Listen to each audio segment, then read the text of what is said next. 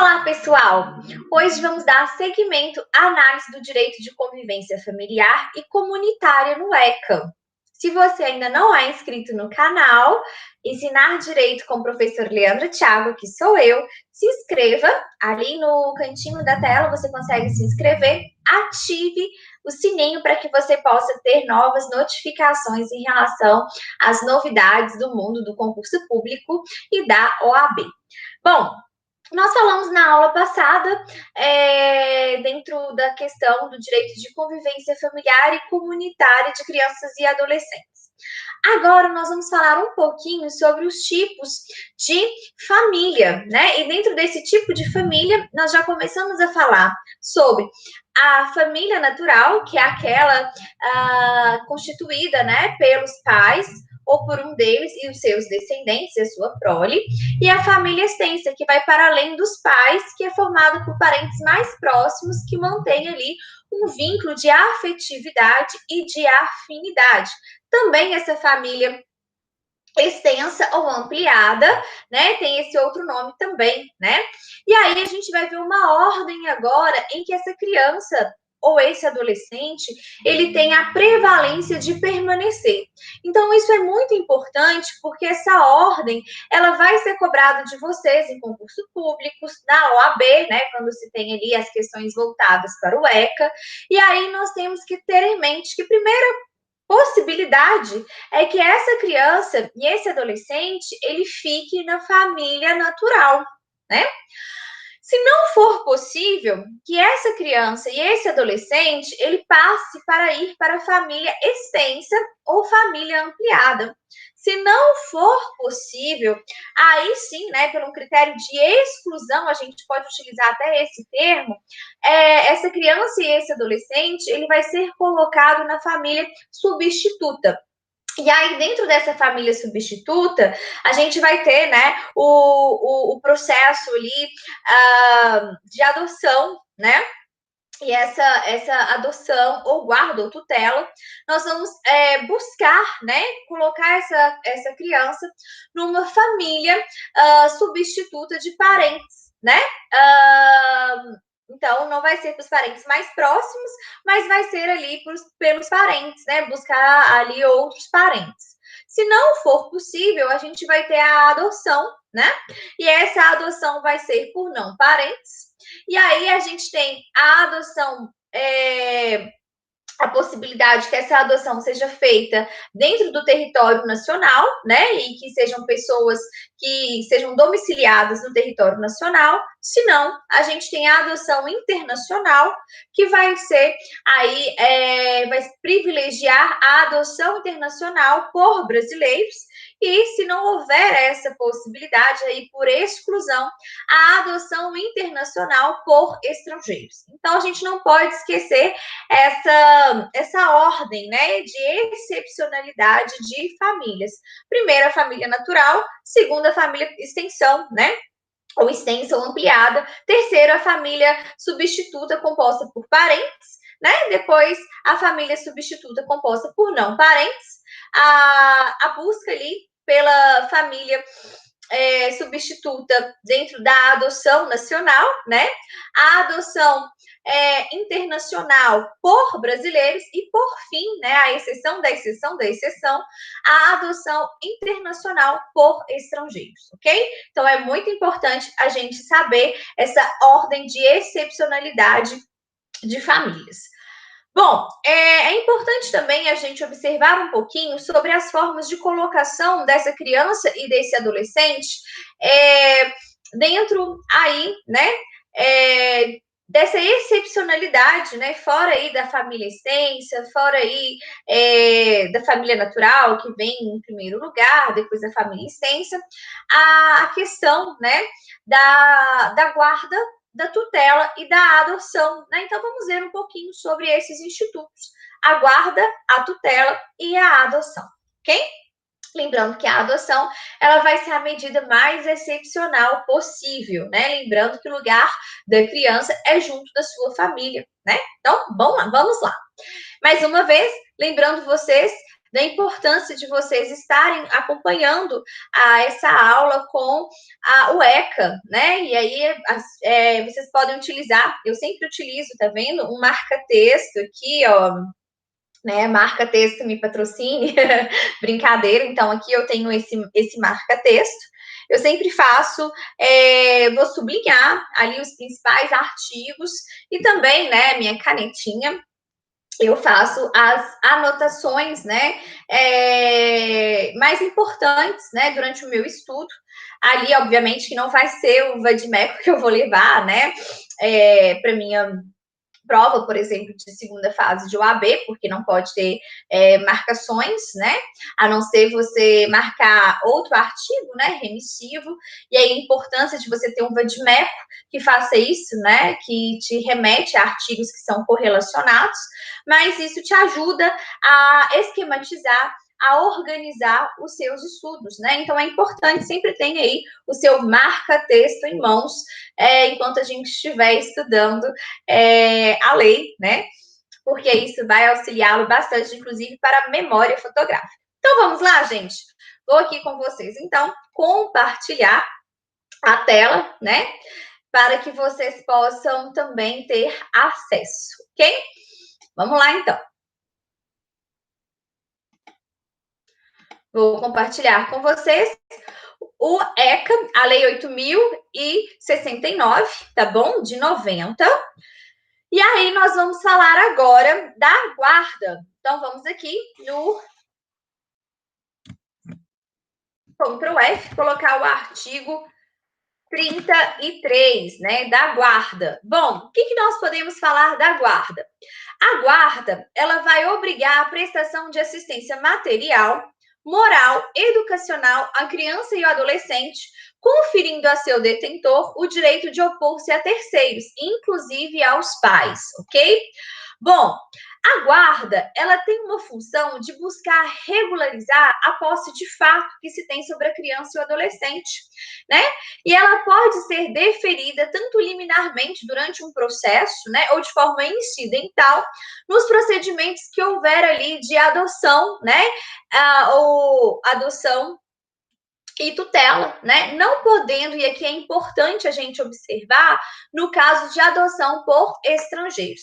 Então, nos processos em que eu tenho ali um processo de tutela ou um processo de adoção nacional, né?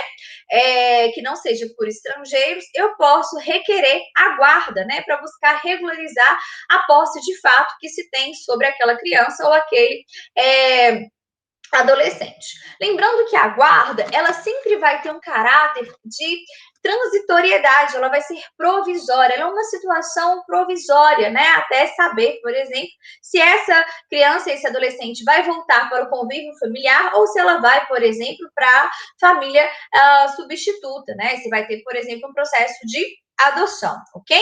E é importante aqui que ela não depende, quando se tem a guarda, da destituição do poder familiar dos pais biológicos.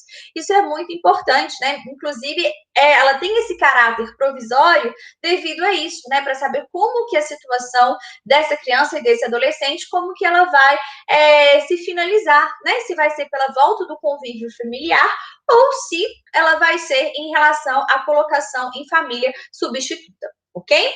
E aí nós temos, né, excepcionalmente, pode-se deferir, pode dar essa guarda fora dos casos de tutela e adoção, para atender situações que são peculiares ou suprir a falta de eventual pais, né, ou responsável, podendo ser deferido esse direito de guarda, né, de representação para práticas de atos determinados. Então, aqui é importante a gente observar o seguinte: essa guarda ela pode ser concedida, inclusive, né, pelaquela pessoa que é responsável pela casa de acolhimento institucional, né, ou um responsável pela criança que esteja ali num programa de convivência familiar, né, de acolhimento familiar, ok?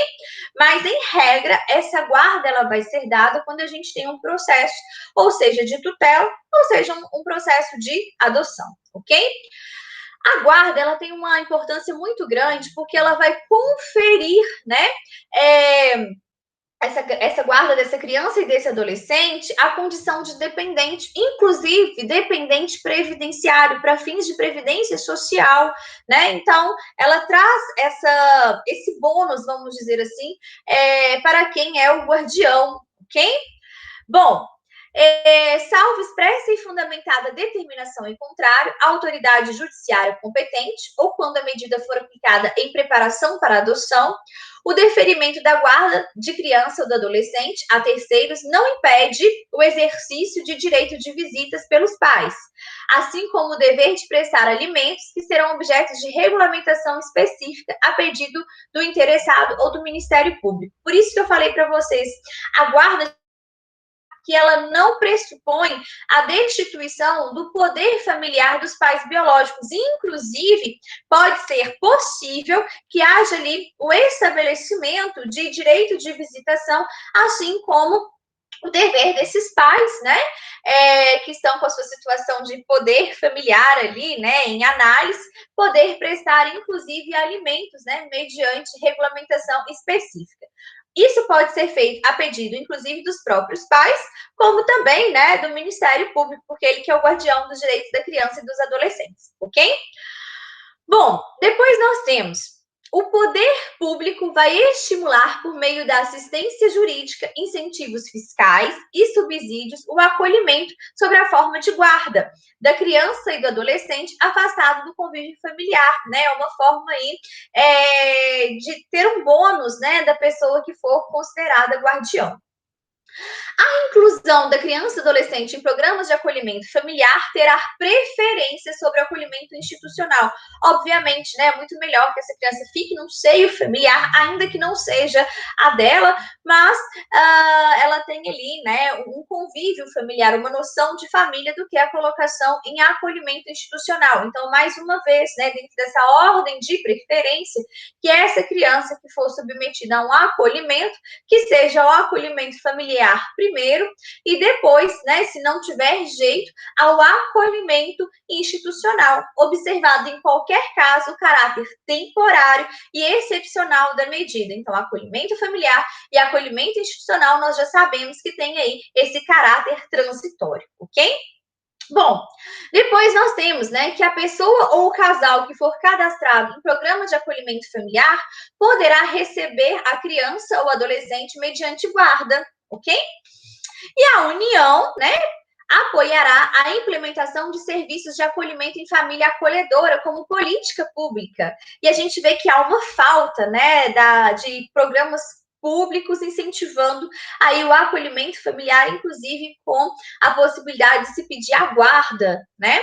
Os quais deverão dispor de equipe que organize o acolhimento temporário. Então, mais uma vez, esse acolhimento é temporário de crianças e adolescentes em residências de famílias selecionadas e capacitadas e acompanhadas que não estejam em cadastro de adoção. Então, mais uma regra é esse acolhimento familiar, essas pessoas não podem estar no cadastro de adoção.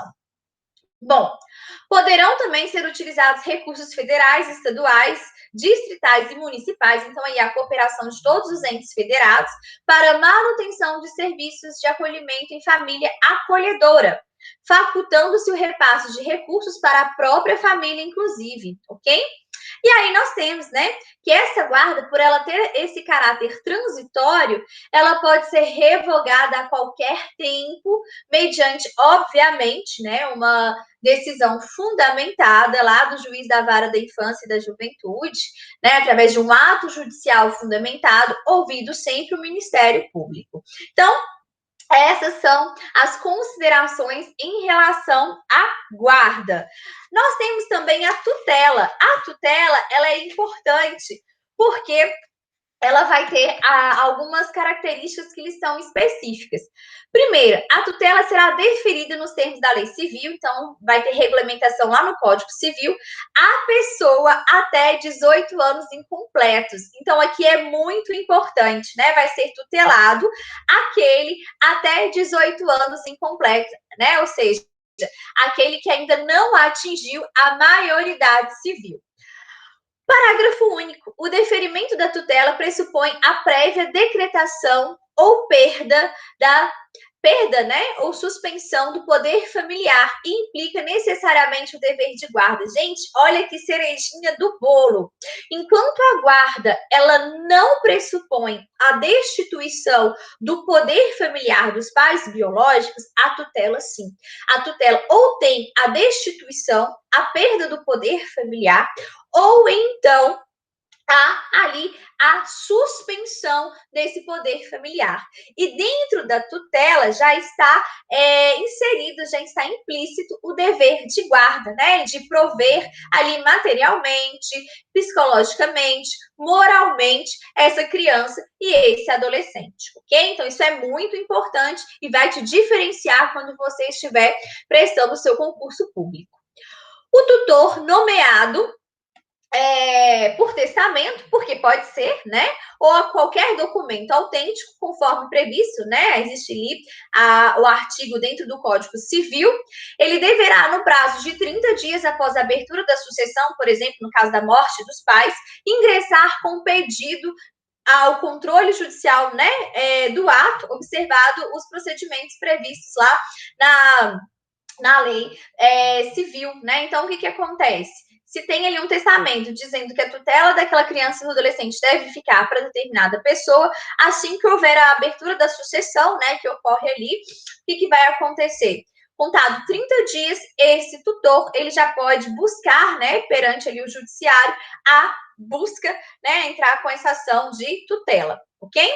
Bom, parágrafo único. Na apreciação do pedido serão observados, né, vários requisitos, né, somente sendo deferida a tutela a pessoa indicada na disposição de última vontade, por exemplo, lá no testamento, né, se restar comprovado que essa medida ela vai ser mais vantajosa, né, ao tutelando, né, então sempre buscando ali o melhor interesse, né, do menor, né? E que não existe outra pessoa em condições melhores de assumi-la. Então, apesar, vamos supor que alguém deixou lá um testamento, que fulano de tal vai ser o tutor da criança e do adolescente. Vai ser feito o pedido, mas o juiz ele só vai conceder sempre observando o melhor interesse da criança e do adolescente, né? Então, aí, se restar comprovado que a medida é vantajosa ao tutelando e que não existe outra pessoa, né, em melhores condições de assumi-la, ok? Então, isso é muito importante a gente ter. Aplique-se a destituição da tutela, o disposto no artigo 24, né? Então, a gente tem aqui, por exemplo, a gente volta lá no artigo 24, que pode haver a destituição também da tutela, mas é necessário que seja por decretação judicial, obviamente, com devido processo legal, nos casos previstos na legislação civil, né? Bem como aí no descumprimento injustificado dos deveres e obrigações previstos para a tutela, ok? Então, é muito importante a gente ter isso em mente para o nosso estudo, ok? Bom, e a adoção? A adoção, ela vai ser a medida excepcional, né? E aqui nós temos a questão, né, de que a adoção de criança e adolescente vai se reger conforme o que está previsto no ECA, ok? E olha aqui que interessante, gente. A adoção é medida excepcional e irrevogável. Uma vez que a adoção, né, ela vai se tornar irrevogável, a qual se deve recorrer apenas quando esgotados os recursos de manutenção dessa criança e desse adolescente na família natural, ou seja, com seus pais ou com um deles, né? Ou na extensa, aqueles parentes mais próximos, onde há ali a afetividade e a afinidade, ok? Então, é a exceção da exceção. É vedado, é proibido, tá, gente? A adoção por procuração, ok? Em caso de conflito entre direitos e interesses do adotando e de outras pessoas, inclusive de seus pais biológicos, deve sempre prevalecer os direitos e interesses do adotando. Então, essa questão, né, do melhor interesse da criança e do adolescente. Isso aqui também costuma cair muito em prova. O adotando, ele deve contar com, no máximo, 18 anos a data do pedido, salvo se já estiver, obviamente, sob guarda ou tutela dos adotantes, tá? Então, tem esse prazo aí. O máximo para adotar, né, 18 anos da data do pedido, não é da sentença, isso é muito importante, salvo, obviamente, né, se esse adotando ele já estiver sob a guarda e tutela dos adotantes. Aqui é muito importante também o direito à filiação, né? A adoção atribui a condição de filho ao adotado, com os mesmos direitos e deveres, inclusive sucessórios, né? Ou seja, vai herdar como qualquer um dos outros filhos, né? Desligando de qualquer vínculo com os pais e parentes, salvo casos de impedimentos matrimoniais, ok?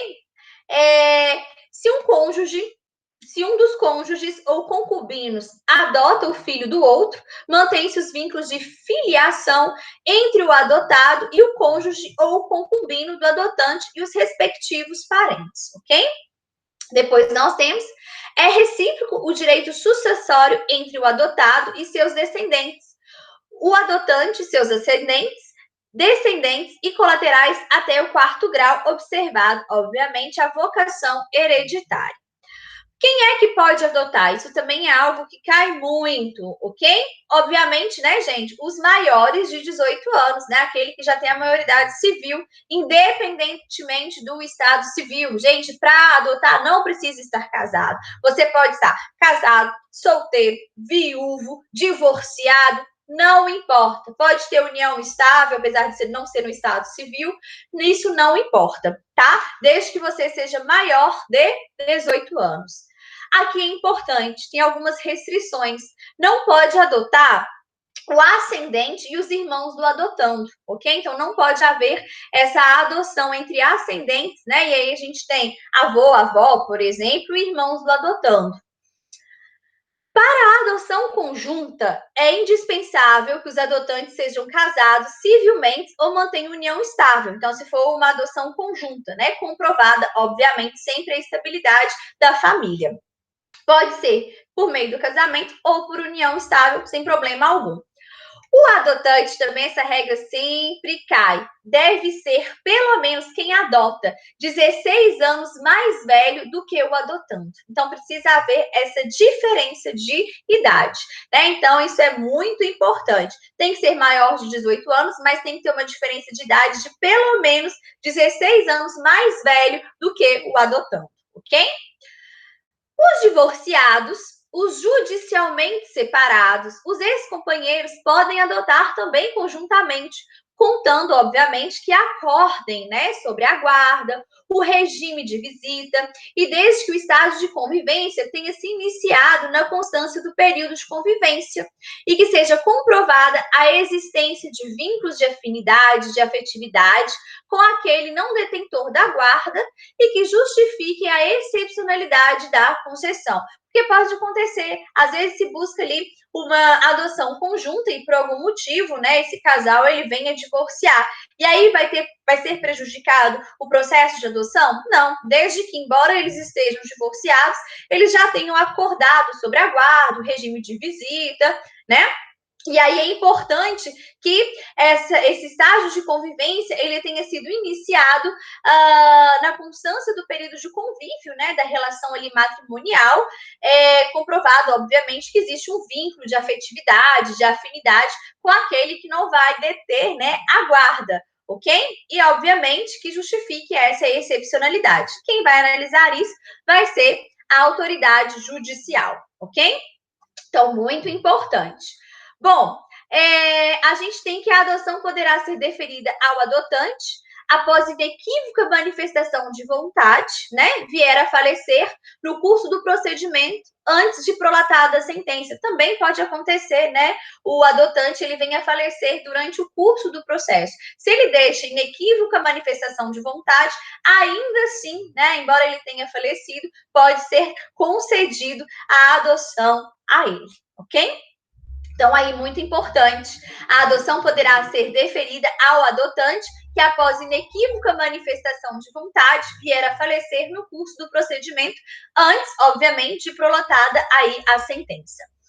Bom, a adoção será deferida quando apresentar reais vantagens para o adotando e fundar-se, né, em motivos legítimos, né? Ou seja, houve mesmo uma destruição do poder familiar e sempre buscando ali o melhor interesse da criança e do adolescente. Nós temos, enquanto não der conta de sua administração ou saldar o seu alcance, o tutor ou o curador, né, ele não vai poder adotar, né, o pupilo ou o seu curatelado. Isso é muito importante, porque a tutela, ela exige ali uma prestação de conta. Então, enquanto não tiver ali prestado conta da administração, porque inclusive a tutela, ela vai cuidar de interesses patrimoniais, né? E aqui, tanto do tutelado quanto do curatelado. O tutelado é aquele que é menor de 18 anos. O curatelado é aquele que pode ser, né, maior de 18 anos, mas é uma pessoa com deficiência que impede ali que ele possa tomar conta, administrar os atos da sua vida civil, ok?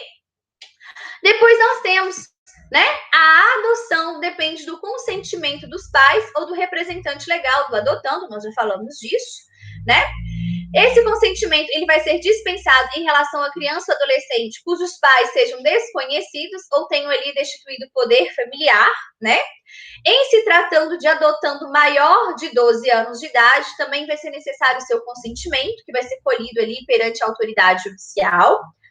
A adoção será precedida de um estágio de convivência, né, com a criança e com o adolescente pelo prazo máximo de 90 dias, observada a idade da criança ou adolescente e as peculiaridades do caso. Então, a gente tem um prazo máximo de convivência familiar ali de 90 dias, ok? É possível que seja dispensado esse estágio de convivência se esse adotando já estiver sob a tutela ou guarda legal do adotante, né, durante um tempo suficiente para que já seja possível avaliar a convivência e a conveniência da constituição do vínculo, ok? Bom, aqui também é importante a gente salientar o seguinte: a simples guarda, de fato, não autoriza por si só a dispensa da realização do estágio de convivência. Por isso que essa guarda ela tem que ser legal, ok? Isso é muito importante. Esse prazo de até, né, nós temos aqui 90 dias, ele pode ser prorrogado por igual período mediante decisão de autoridade judiciária. Em caso de adoção por pessoa ou casal residente ou domiciliado fora do país, né, o estágio de convivência será de no mínimo 30 dias e no máximo 45 dias, prorrogável por até igual período uma única vez, mediante decisão fundamentada da autoridade judicial. Então, no mínimo, para que haja ali uma adoção, né, de casal que seja residente fora do país, é no mínimo 30 e no máximo 45, podendo ser prorrogável mediante decisão judicial. Ok? E aí, ao final do prazo, né, deverá ser apresentado um laudo por uma equipe específica, né, interdisciplinar, que vai recomendar ou não o deferimento da adoção à autoridade judiciária, ok? E aí, nós temos, né, que o estágio de convivência será acompanhado pela equipe interprofissional a serviço da Justiça da Infância e da Juventude, preferencialmente com apoios técnicos, responsáveis pela execução da política de garantia de direito à convivência familiar, que vai prestar um relatório que tem que ser minucioso acerca da conveniência do deferimento da medida, ok? Aqui nós temos o estágio de convivência será cumprido no território nacional, preferencialmente na comarca, né, de residência dessa criança ou desse adolescente, ou a critério do juiz em cidade limítrofe, respeitada em qualquer hipótese a competência do juiz da comarca da residência da criança. Então, o juiz competente é da vara da infância e da juventude do domicílio da criança, ok? E sempre vai ser cumprido esse estágio de convivência, ainda que seja por adoção internacional dentro do território nacional, ok? Bom, a gente fica por aqui na nossa segunda parte em relação à questão da guarda, da tutela e da adoção, e nós vamos para uma parte 3 que vai falar ali de algumas peculiaridades do processo de adoção, inclusive da excepcionalidade da adoção internacional, ok? Espero que vocês tenham gostado desse vídeo. Esse vídeo ele foi feito com muito carinho para vocês, no intuito, né, de que vocês possam ficar cada vez mais por dentro das novidades em relação à convivência da criança com a família, no meio comunitário, e são algumas peculiaridades que são bastante cobradas em concursos públicos e na OAB. Então, se você ainda não se inscreveu no canal, se inscreva, assine, ative ali o sininho para que você possa ficar aí por dentro das novidades do mundo jurídico, do mundo do concurso e da OAB, tá bom? Até a próxima aula. Um grande abraço, um beijo enorme a todos vocês. Até mais.